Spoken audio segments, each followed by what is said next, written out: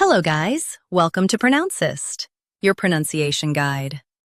Today we will learn how to pronounce the word shown on the screen, pertinent. First, let's hear its American pronunciation. Pertinent. Pertinent.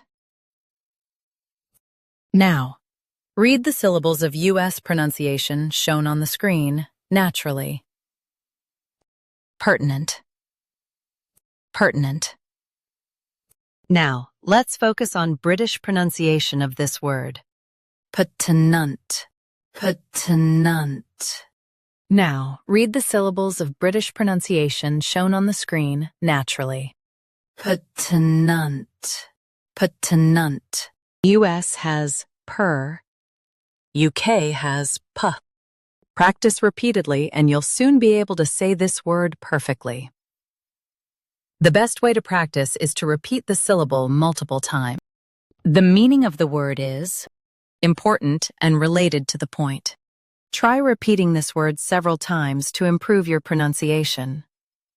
We post daily videos on useful and commonly mispronounced words to help you speak clearly and confidently. Like this video and subscribe to Pronouncist for more pronunciation guides. Thanks for watching us.